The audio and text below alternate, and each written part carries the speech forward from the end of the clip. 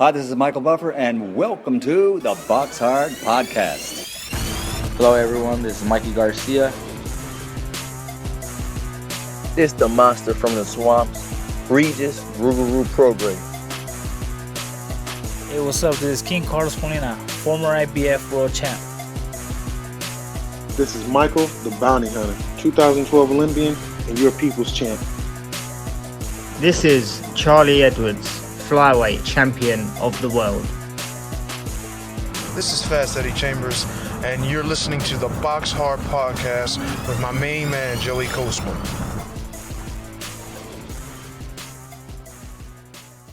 Hello everybody and welcome to episode 367 of the BoxHard Podcast. I'm your host Joey Coastman. I'm joined as ever by former heavyweight world title challenger. He's a co-host. It is of course Mr. Fast Eddie Chambers. Eddie, how you doing this week, my man? I'm good, my man. How about you? Always good when speaking with you, Eddie. We're going to dive straight into the review part of the show. Then we're going to welcome our special guest this week. It will be John Ryder, an interview that I did on Tuesday of this week. So the day before Wednesday when the press conference took place. So yeah, that is our special guest this week. And then of course we will finish the show with the news part and the preview part. Let's dive straight into the review part here. We're going to start at the Sportska Dvorana. I don't know how to say it. The Sportska Dvorana in Zabok, Croatia. Doesn't really matter where it is, but we must always mention when a friend of the show fights. And it's not just a friend of the show, it's a friend of Eddie's as well. Ivana Habazin, now 21-4. A unanimous decision over 10 2-minute rounds for the WBC silver welterweight title, which was vacant. Habazin was able to beat Diana Prazak, who's now 14-5. Moving out now to the Fabric Sports Hall in Frankfurt, Hessen, Germany. Over here, he's become a little bit of a podcast favourite for me. Daniel Dietz, 6-0, now 7-0 with 7 KOs.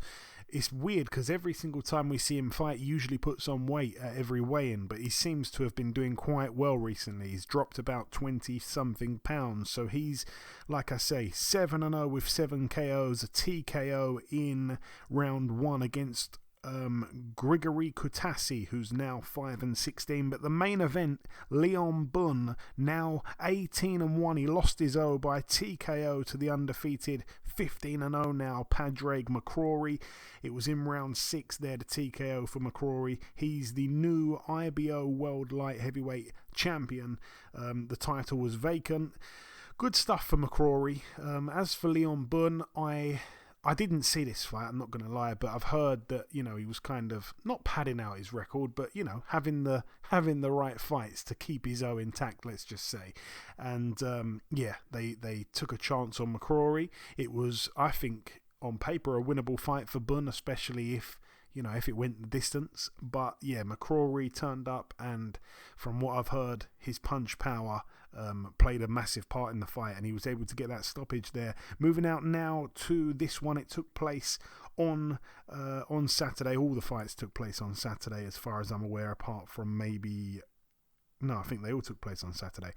This one was in Mexico. You're going to get a piece of the Spanish pronunciation here, so sit back and listen. It was at the Plaza de Toros in Mexico.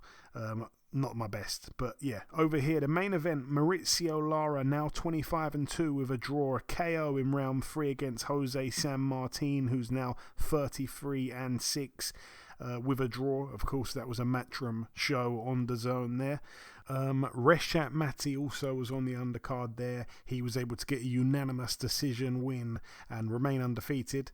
He was able to beat Eduardo Rodriguez. It was a tough fight for Reshat Mati. He said he felt awful.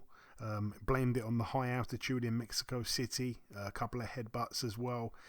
But yeah, went the distance there. Like I say, first time to go 10 rounds as well. So all the best there to Reshat Mati. The other fights on the undercard weren't really up to much, to be honest with you. And the final fight to mention of the review part of the show, it took place at the California Education and Performing Arts Center in Ontario, California, USA. Over here, friend of the show, Ernesto Mercado, and I believe his record as an amateur was 290-10. And I believe he was a 22-time national champion. He's only like 20 or 21 years of age. I don't know how often. In fact, I'm going to ask you, Eddie, how often do these national championships come around as an amateur? How can you be a 22-time national champion and only be 20 or 21? There's several different tournaments. There's the National Golden Gloves. There's the Ringside. There's the Ohio State Fair. I think the Silver Gloves. It all depends on whether you're open or open class or still junior. Junior Olympic tournaments, Pan Am Games, things like that. They're all kind of games. There's a whole lot of different ways. So he's probably just constantly been in the Olympic program, always fighting at the national level. And it's you get comfort. You do that for long enough. You know most of the guys you're fighting. And especially if you've been better than them pretty much your entire career, it's gonna end up being that way. And 22-time national champ seems actually possible. And I think I've seen some, not that many times, but I've seen guys who won a lot of titles in the amateurs. Well, there you go. Thank you for clearing that up. But yeah, friend of the show, Ernesto Mercado, now 8-0 as a pro with 8 KOs. He also won here the vacant North American Boxing Association super lightweight title against Jason Velez, who's now 30-10 with a draw. Velez, usually a really tough guy. He's only been stopped now 3 times in his 10 losses, and they've been in good company. He got stopped to Oscar Valdez and Gabriel Flores Jr., and I said it on last week's show as well. He took Ryan Garcia the distance. He took Jojo Diaz the distance. He took Rene Alvarado the distance. He took Ronnie Rios the distance. He took Evgeny Gradovich the distance. This guy has always been a really, really, really tough guy, and he's beaten a lot of good fighters. And to get him out of there in 6 rounds when you've only had 7 fights as a pro, and in those 7 fights, I think he'd actually done. I'm going to count here. All of his knockouts had come within 2 rounds prior to this. So, he got his first opponent out there in 2, then 1, then 1, then 1, then 1, then 2, then 2. So what's that? 5, 6, 7, 8, 9, 10 rounds, and of course those rounds weren't completed because he got a stoppage in 6 of them, if that makes any sense. So he hadn't done basically any rounds as a pro. Let's actually work that out. If he's done 10 rounds as a pro, that would mean that he did 1 full round on his debut. Then he put together 4 first round knockouts, so that was no rounds completed. And then he got 2 guys out of there, both in the second round, where he would have completed 1 round each in both of those fights. So he's actually completed 3 rounds as a pro. And he's going in there with Jason Velez, of course, going 6 rounds and knocking him out. I believe Velez actually quit on his stall, but either way, wow. 290-10 as an amateur, 22-time national champion. It's fantastic to say that we've had him on this show. We had him on a while back. I think it was last year now. And he is perhaps really one to watch for the future. But anyway, that wraps up the review part of the show. The final thing for me to do just before we end this bit is to welcome our special guest this week, John Ryder, who I spoke to on Tuesday of this week. Ladies and gentlemen, please welcome the super-middleweight contender himself, the Islington icon. It is, of course, Mr. John Ryder. John, welcome back on the show. Thank you for having me on again, Joey. It's always a pleasure. Always a pleasure speaking with you as well, John. So we last spoke back in January. It was a few weeks before the Danny Jacobs fight. Obviously, it was a fight you were the underdog for. However, you managed to clinch a split decision over the former champion at the Ali Pali. Best win of your career, John, maybe? Mate, first things first. Either I don't fight enough or we don't chat enough. Mate, twice a year is just not good enough, is it? You can ring me whenever, mate. That's it. I have to start ringing you, mate. No deep breathing down the phone to you on call, no caller ID. Career best win. And just a fight that you can learn so much from. Yeah. It wasn't physically draining or demanding. It was mentally fatiguing. I mean, I think for days after, the body healed up nicely, but the mind was battered.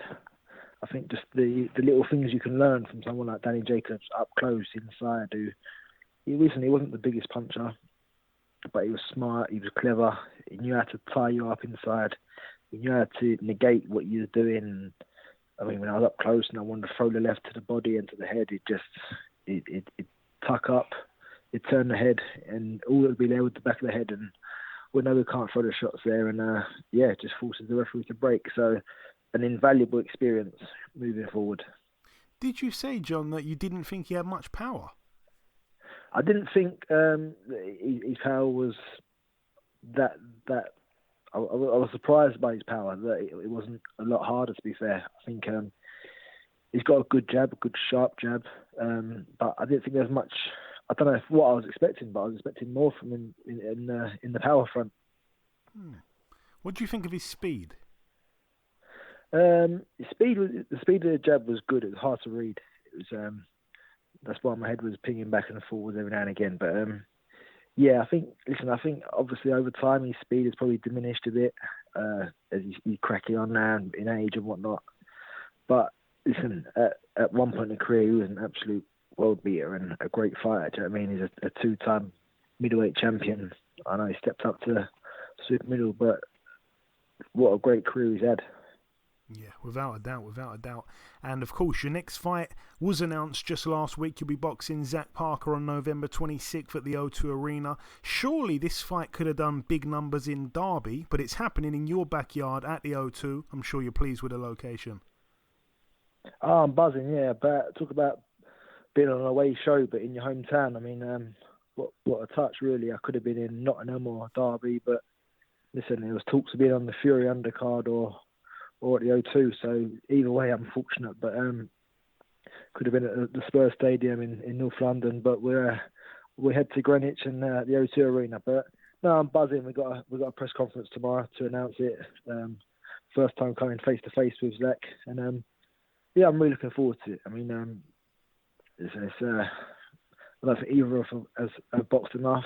We're both coming off disappointments in fights not happening for us. I know he was chasing the Andrade fight for a while, and it looked like it was going to happen, and it didn't, with the purse bid and stuff. And obviously, it was meant to happen earlier on this year. Myself, with Jaime Munguia, was chasing that fight, trying to make it happen, and it's not come to fruition. But nothing gets the juices flowing like a domestic clash, and I think the fans are in for a treat. And you're the underdog here, John, and we've all heard of a thing called the underdog mentality, but to have that mentality, I feel like you have to believe you're deserving of being the underdog. A great example is your last fight against Danny Jacobs. You were the rightful underdog. Look at his achievements, and probably you did have that underdog mentality. You explained that you maybe overestimated his power and other things, but for this fight, do you have that mentality? Can you understand why you're the underdog here? I can't. Listen, he's 20-0. He's undefeated. I've definitely mixed it with a better caliber opposition. But listen, I'm happy. I like it with my backs against the wall, and it's just down to me to come out swinging. But I don't know how bookies gauge their odds and whatnot. But listen, I'm happy if my people can earn a bit of money on the night, then so be it. And what do you make of Zach Parker, John? Because he's shown, I think, undeniable class at times in the past. He wasn't with a big promoter until fairly recently. You know, he doesn't have anywhere near the profile of a man that's been number one to Canelo's title for over 2 years. But, he's shown us at times he's very good. Well, listen, he's not put a foot wrong yet. I know he briefly signed to the Silence for a period of time years ago, but I don't think that ever gained too much momentum. But yeah, I mean, he's signed with Frank Warren now, and Frank seems to be backing him to the hill. So he's in a good place now. He's got his promoter back in, and I'm sure he's looking to come out and make a statement. And how do you see the fight playing out? Because even though, as I say, the bookies have got him the favourite, you've upset the odds more times than I can remember. And you're coming off your career best win, as we said earlier on. You're in great form here. Yeah, I think, well, listen, activity is on. We're both not been the most active fighters. I don't think he's boxed since November. I boxed in February, but listen, there's not much in it. Do you know what I mean? I'm sure we're both always in the gym, ticking over. I know myself, I am. I'm always keeping fit and keeping on top of things. But I just think it's a great fight. It's got a potential to be as easy, as hard as we make it. I'm not sure how that temperance going to hold up and if he's going to come out swinging or go for it or try and box. But we'll know when the first bell rings for the first round. And I have absolutely no idea how well tickets are doing. You'd probably know more than me. But to have this fight at the O2 Arena, it can be a challenge to sell out the venue at the best of times. Obviously, after it was announced, Eddie Hearn announced the Dillian White card, which also takes place in London on the same night. I think a lot of people feel that Parker Ryder is the better of the two main events, but a lot of people are thinking that the White undercard is perhaps better at the minute than what they've announced for your undercard with Zach. How well is it going in terms of ticket sales, or is that not something you're really too bothered about or privy to, maybe? Well, as far as I know, I don't think a ticket has been sold yet. I think the ticket's gone sale at midday tomorrow. So how bad am I? I think I'm pretty sure tickets go on sale tomorrow, which is not giving it a great deal of time to sell. Yeah. But listen, I'm sure they've got provisions in place and they're expecting good sales. I know they got Hamza Shiraz on the show, who's a great ticket seller, and a couple of younger fighters who do well with the tickets. So hopefully we can put on a good show. No, for sure. And one thing that I noticed in my digging, at least, was that Zach Parker, as far as I'm aware, has never boxed a southpaw since turning pro. Is that something you realised as well? I've not actually noticed that yet, no. But I know he obviously likes to switch about himself. So it'll be interesting. I'm sure he's mixed it with southpaws in sparring and whatnot. But I'll have to check that out and see if he has faced any southpaws in the past. Yeah, I don't think he has. And surely, John, the winner of this fight, surely gets a crack at Canelo. Please. Well, you'd like to think so. What would it be in the interim? But listen, we can't. I think our careers have both been stagnant in the past year or so. I mean, I've had one fight. He's not boxed since November, but we can't be waiting around for Canelo if he's out till September time. The winner of this belt needs to just keep busy. There's still going to be other big fights out there. But the biggest fight is happening November 26th between me and him, and then the winner goes on. And the super-middleweight division, I mean, because Canelo's the main man, obviously, with the belts and stuff, if he's not doing anything, not much else is happening in the division. One thing, though, that did happen that was massive the other week, I'm sure you probably did see it, Caleb Plant's knockout against Dirrell. Oh, my goodness. Did you see that? Yeah, I mean, what a shot. So well put together. I think anyone's ever done that to Dirrell before, have they? No. But, and I think there's talks of him and Benavidez, so hopefully that can be made, and then we'll see who the number one is in the WBC and who's going to march on then. But listen, these interim belts are handy, especially when you've got a champion like Canelo who's got everything wrapped up and he's out for the foreseeable. So the likes of Benavidez and Plant getting it on for a WBC title is a great thing, and they both put themselves in a position for a great fight with the likes of Canelo. Yeah, no, I cannot wait. I really think that's a great fight as well, Benavidez Plant, if we do see it. Just finally, John, before I let you go, if you've got any closing words to the listeners, you said it yourself, we don't speak enough. That's your fault, not mine. But what have you got to say to the listeners? No, just thanks for the support of your channel. Tune in November 26th and to give you all a good win again. There we go. Listen, John, it's always a pleasure speaking with you, my man. You know that. Best of luck November 26th at the O2, and we'll speak sometime after. Cheers, Joe. Thank you very much, mate. Okay, now it's time for part 2 on this week's show. This part, of course, the news part of the show. We're going to start here with this one. Boxer have announced a card for Sunday, the 27th of November. So that's Sunday the 27th. So that's the day after the 26th, which is the Saturday, where there's quite a lot of boxing on. We've got John Ryder fighting Zach Parker. We just spoke to John there.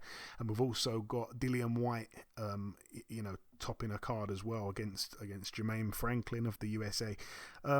So yeah, they're going to clash, unfortunately, but there's boxing on the Sunday, so they've sensibly moved it to a Sunday. And yeah, it's a decent card, obviously, but the bad thing about the Sunday is that everyone's got work on the Monday. So we're gonna see what's happening here. I think it's all gonna happen in the afternoon, in the early afternoon, if I'm not mistaken. But anyway, let's go through the card. We've got Lerone Richards, friend of the show, getting in with Zach Chelli. We've got Adam Azim getting in with Ryland Charlton. We've got Sam Gilly, friend of the show, getting in with Sean Robinson. We've got Mikel Lawal getting in with Dion Juma.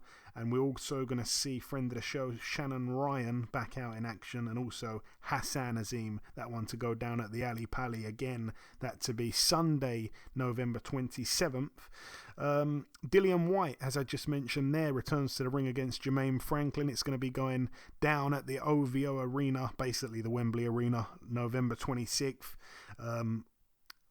Obviously, Jermaine Franklin, the undefeated American from Michigan, looking to make a statement. This is his moment, of course, to make a big splash against Dillian Whyte, who's coming off that battering, really, back in April against Tyson Fury. On the undercard, really good heavyweight fight for the vacant British heavyweight title. Fabio Wardley gets in with Nathan Gorman.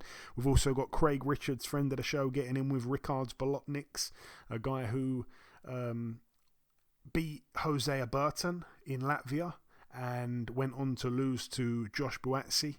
And Craig Richards, of course, just lost to Josh Buatsi, so he returns in a good fight here. And also we're going to see, I can't remember the lady's first name, Magali Rodriguez defends her WBC silver super lightweight title against Sandy Ryan. That's it, I believe, for the big fights on the card, if I'm not mistaken. I guess there's going to be a few more added to it, but that's a card that's stacking up there. What else do we have? This one as well, it's been announced to go down in Omaha, Nebraska, December 10th. Terence Crawford obviously won't be fighting Errol Spence, but he does get in there with David Avanesian, the Armenian fighter who US fans will know. Obviously, they will know him stateside. He's been out there, beaten Shane Mosley, been out there, lost to Lamont Peterson.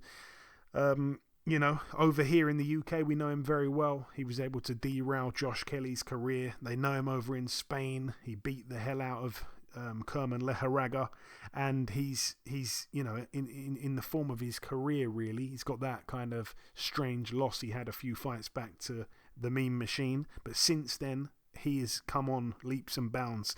And it's a shame, obviously, we didn't get to see the super fight between Crawford and Spence. It's a fight that the whole boxing world wanted, and I think people, especially in the US, are quite annoyed with this fight going ahead, and I can understand why. It's because we wanted that Spence fight. We all did really want that unification between the two undoubtedly best fighters in the division at 147, but without that fight going ahead, the other opponents in line, I think, there aren't many. The options at the minute are a little bit scarce. And I will say that I'm happy for David Avanesian to get his crack here. And if Terence Crawford is overlooking Avanesian, he could be in some real trouble, because Avanesian is a tough guy who's going to bring it to Terence Crawford. But obviously Terence Crawford's a huge favourite, and rightly so. But yeah, I think a lot of people, especially in the US, are airing their frustrations and unfortunately taking it out a little bit on Avanesian, which has got nothing to do with Avanesian. People are taking their frustrations out on him, and I think it's just because A, we didn't see the Spence super fight, which hasn't really got anything to do with David, and B, you haven't seen Avanesian fight. Because if you have seen him fight, you know that he, has got a lot of guts, got a lot of heart, very strong, very tough, very durable, and always seemingly in exciting fights, especially in the last few he's had. So yeah, all the best to David Avanesian, friend of the show. I'd love to see him pull the upset, but it is a big ask, of course. Elsewhere, we have this one. It's been announced as well for the WBA Super-Middleweight title. David Morrell gets in with the unbeaten Aidos Yebosnuli. I am not sure if I'm butchering that name. I probably am. But yeah, on the undercard, we're also going to see Jason Rosario Banana getting in with the Cuban Yoelvis Gomez. That one should be interesting as well on that undercard there. We've got another one here as well. Sonny Edwards defending his IBF World Flyweight title against Felix Alvarado. That one to go down in Sheffield. That's going to be Friday, November 11th. We're also going to see Shabazz Massoud on the co-main event getting in with Jack Bateson. That's going to be a really good fight there for the WBA Intercontinental Super Bantamweight title. Again, that's at the Utilita Arena in Sheffield, Friday the 11th of November. I think that is about everything, to be totally honest with you. Yeah, I think that's about everything for the news. So a few little bits to go through there. Moving on now to the preview part. We're going to start here in Poland at the Nosolawi in Dwor. Zakopane. Over here, Matthias Masternek, 46-5, gets in with Jason Watterly, who's 10-0. It's 12 rounds there at cruiserweight.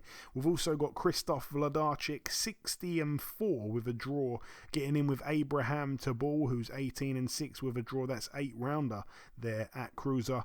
Moving out now to the Irina Vina Gymnastics Palace in Moscow, Russia. Over here, Alexei Papin, 35 years of age now, I believe he is, and he had that really, really close fight with, I always forget the guy's name, Ilunga Makabu. And, you know, I think he lost a split decision to him, and it was for a world title. And I thought he may have nicked it. It was really, really, really close. And since then, he's just been so inactive, and he's 14-1, you know, hasn't had many fights. He's here in a 10-rounder against the undefeated Damir Beljo, who is 26-0. But I'm hoping this is some kind of eliminator, because he needs to get back on track. I mean, this guy could have won a world title, but he's just really inactive and obviously getting up there in age. And yeah, time is not on his side. Moving out now, though, to the Wembley Arena in Wembley, London, United Kingdom over here. Let's start with the undercard. We've got the Rom football, Johnny Fisher, 6-0, getting in with Dominic Muzil, who's 7-4. That's over 6 rounds there. We've got Jordan Reynolds, 3-0, getting in with Jose Clavero, who's 16-18. We've got John Hedges, 6-0, getting in with Ales Makovec, who is 3-0. That's over 6 rounds there at light heavy. We've got Mary Romero of Spain, 8-2, getting in with Ellie Scotney, who is 5-0. That's for the EBU European Super Bantamweight title over 10 2-minute rounds at Super Bantamweight. We've also got Katie Taylor defending her undisputed titles, IBF, WBA, WBC and WBO lightweight world titles, against the undefeated Karen Carbajal, who's 19-0. That's over 10 2-minute rounds. We've got Gary Cully, 14-0 in a 10-rounder here against Jowd Belmedi, who is 16-0 with 3 draws. I think this will be Gary Cully's first fight with Eddie Hearn, and I think Gary Cully's a really exciting prospect.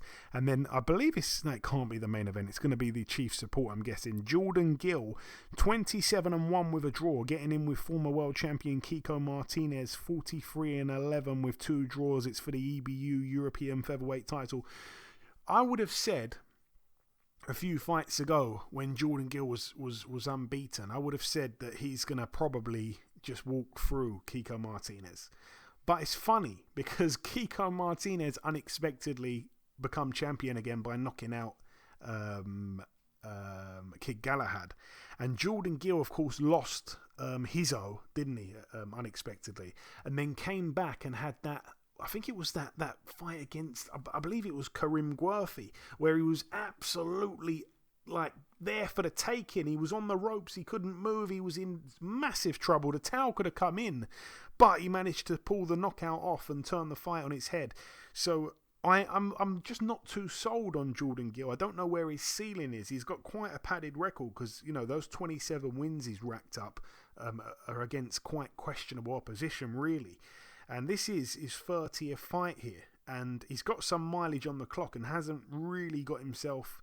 Well, I suppose he's got himself to European level. You can't really knock him for that. But Kiko Martinez... At times he's looked finished, then he can turn something around out of nowhere, and he's definitely got the power. And as for Jordan Gill, I mean, same for him. He has been in massive trouble at times and come to turn the fight around, and he's also been in fights where you think he's going to win easy, and he's really had big trouble. So, yeah, it's going to be interesting, that fight there. I tell you, that's a tough one to pick a winner there.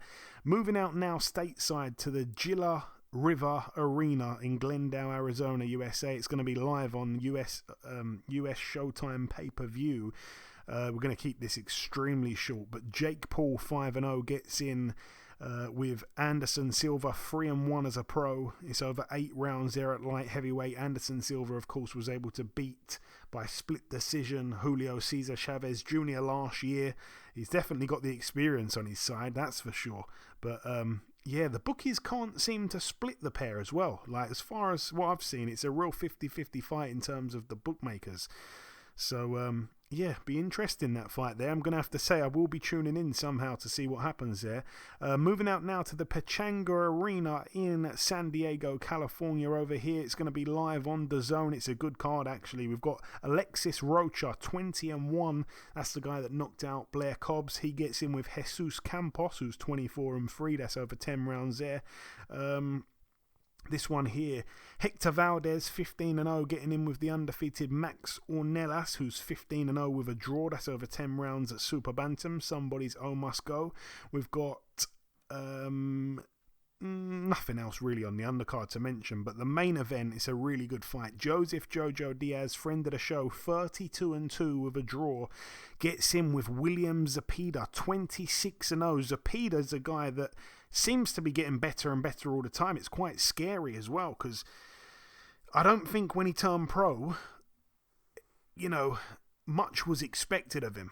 I don't think he had a stellar amateur career as far as I'm aware, but he turned over. He's been a pro now for just almost 7 years, and he's just been banging people out, and he's been, getting in there with guys that are supposed to be a challenge and banging them out of there. He did go the distance last time out against Rene Alvarado, but prior to that, I think he'd put together something like, I don't know, like 10 or 12 knockouts in a row, So he was on a hell of a run, and he still is on a hell of a run, still undefeated. Just because he went the distance with Rene Alvarado doesn't mean too much.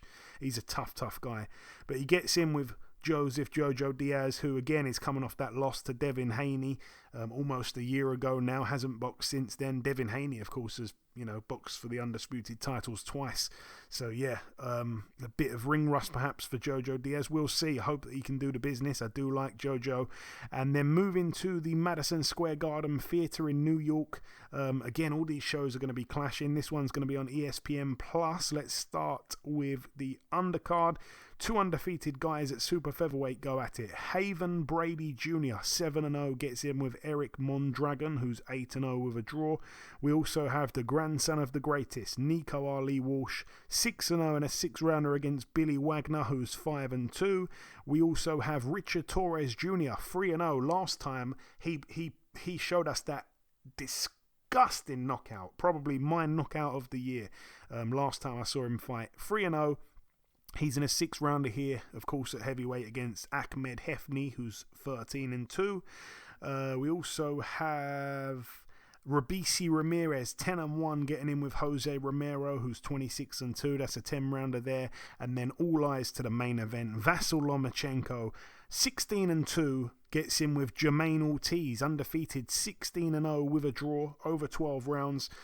Eddie, I am obviously from the UK. I hadn't heard many things about Jermaine Ortiz. Obviously, I've heard of like a million different fighters, but I knew who he was, but I hadn't really seen much of him, and he wasn't on my short list of guys to to keep an eye on because they're such a special fighter. However, as the fights got closer and closer, I'm seeing a lot of guys, even trainers, top trainers, guys with big reputations in boxing over in the States, saying that this Ortiz guy is quite a special kid, and apparently Lomachenko could have his work cut out despite being a huge favorite with the bookies. Wow. I mean, honestly, I really don't know much about him either, honestly. He beat Jamel Herring last time out. He retired Jamel Herring back in May this year. Wow. Honestly, I and that's crazy. That's, wow. Yeah. Did I watch that? I'm trying to remember if I seen it. Because I remember him announcing his retirement after the fight. I just can't remember if I seen it or not. But I did hear, I've obviously been hearing good things about him. People talking about he's going to be one of the top guys in the world. And, that's great. But I really haven't. It's hard for me to make a decision on somebody I really haven't seen much of. You know what I mean? Or any of, to be honest. But if he's what they say he is, and like you said, a lot of top trainers, a lot of really respectable fighters and trainers out there talking about how great he can be. I think you got to really take heed. And I mean, this is a heck of a fight for Lomachenko to be into.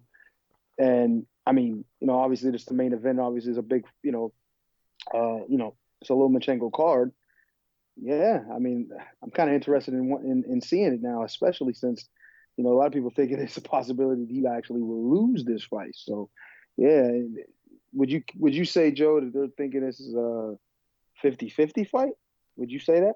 No, I mean, basically, he's an American guy. And in my opinion, I'm not that surprised to see a lot of Americans saying that, this is a hard fight. I don't know if they're being a little bit biased there, or maybe, they should know more about Ortiz than I do. I'm sure they do know more about Ortiz than I do, but I don't know if they're putting a bit too much confidence in him because he's American or what. But apparently he's pretty good, and Lomachenko could have a hard night here.